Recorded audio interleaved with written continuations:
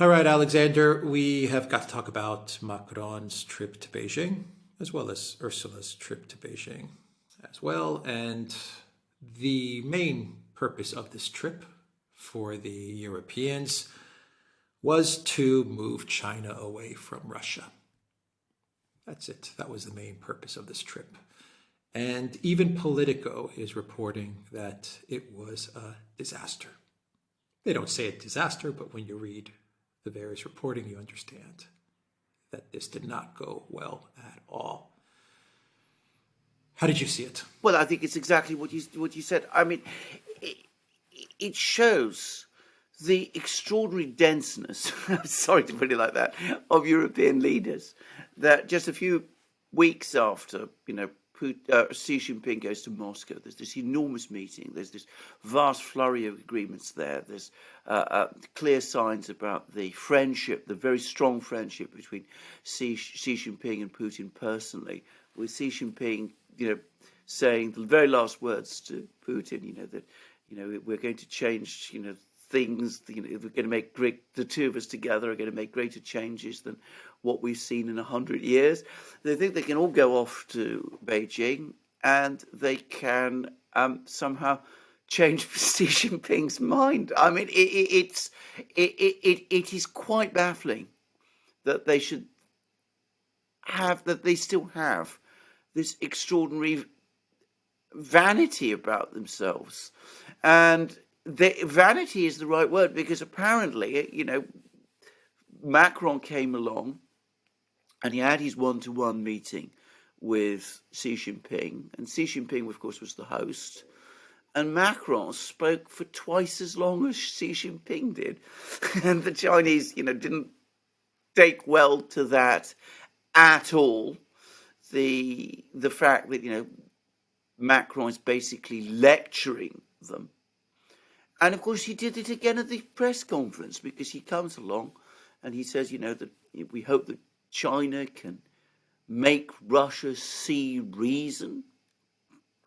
I mean, when the Chinese have already made it very clear that they have no intention of putting any kind of pressure on the Russians whatsoever, that this isn't at all the relationship between Russia, what the relationship between Russia and China is about. And yet, nonetheless, Macron goes on, still talks it that way. And I think that, yes, Chinese, extremely polite people. They are very careful in what they say. They choose their words extremely carefully. They don't like appearing to get angry, especially in one-to-one meetings. But, I mean, the fact is that they will have seen Macron and they will have seen Ursula, and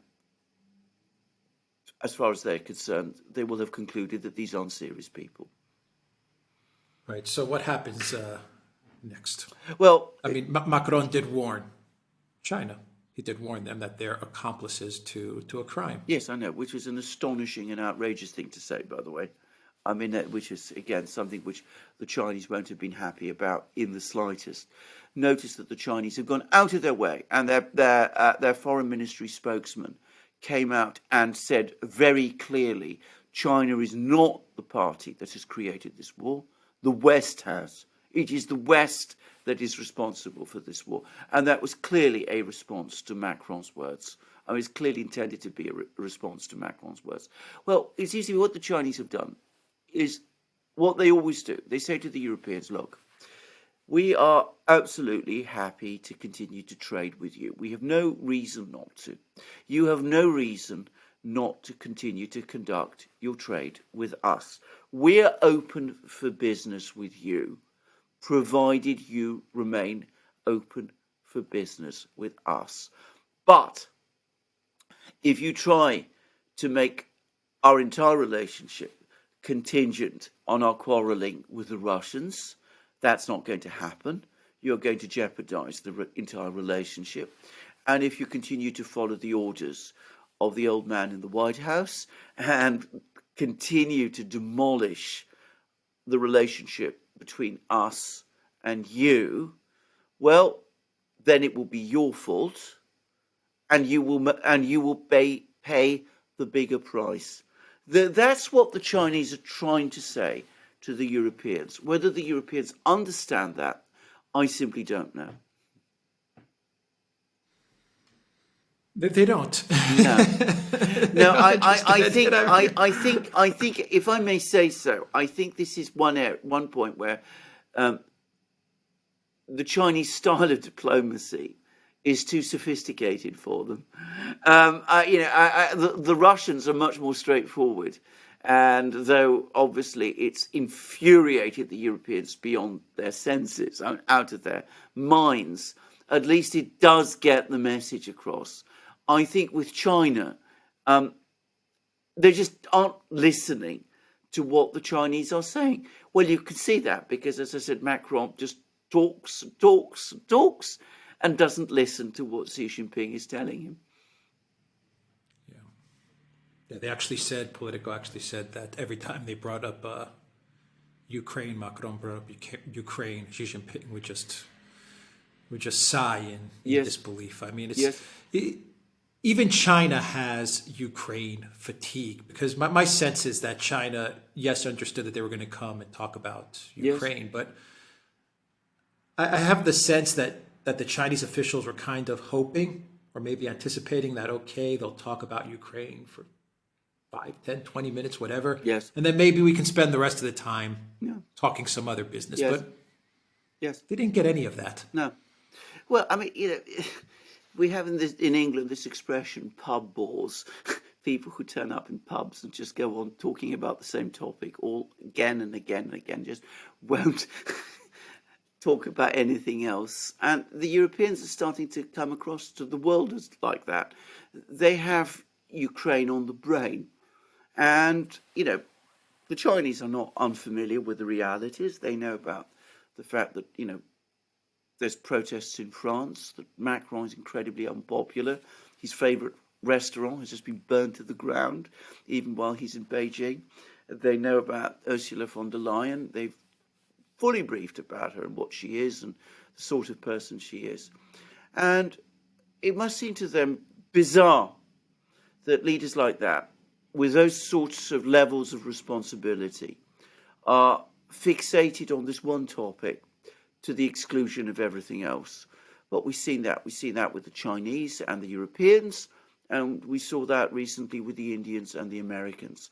Blinken willing to wreck an entire G20 summit meeting, antagonize India, because he can't get over the topic of Ukraine, talking all the time about Ukraine, and the Chinese and the Indians and the rest of the world are saying, well, who are these people to talk anyway?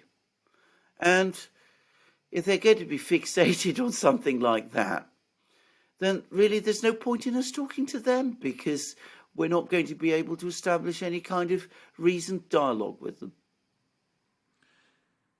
One thing that bothers me about this meeting that took place in Beijing is whether or not the U.S.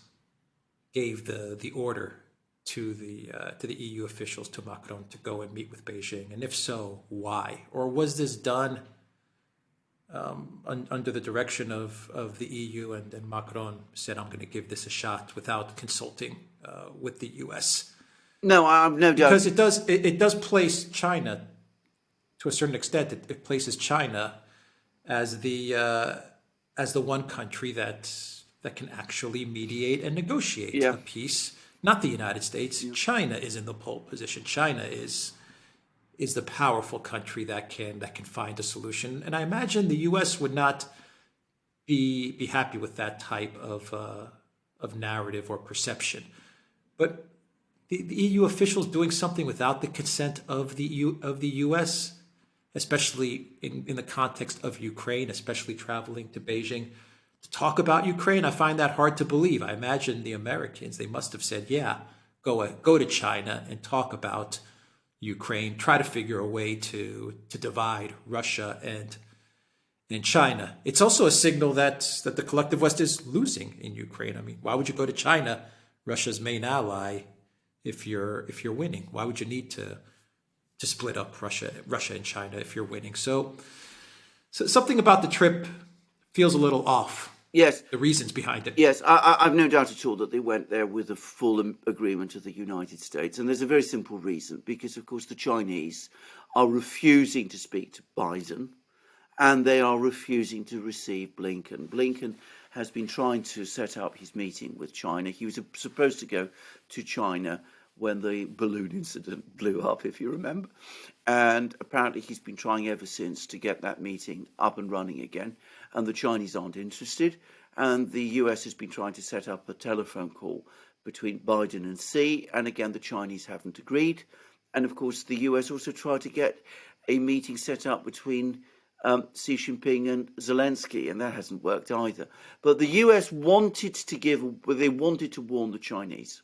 I mean, that's the point about this. This is the purpose of these telephone calls from Biden and the visit by Blinken. They wanted to warn the Chinese not to get too close to the Russians. They couldn't do it themselves, so they sent Ursula and Macron instead. And Ursula obviously is utterly loyal to them. But the point about Macron going is that Macron is supposed to be slightly more, favourable to China, tilt more to China. So, they thought if Macron also conveys this message, it will carry a little more weight. Well, as we saw, it didn't work like that at all. And in fact, what it has done, as you correctly said, is it's again emphasised the extent to which China is now really in pole position. Yeah. It's also a great way for Macron to leave France. Absolutely, yeah. Countries under protest. Absolutely. So I'm sure he jumped at the opportunity. Absolutely.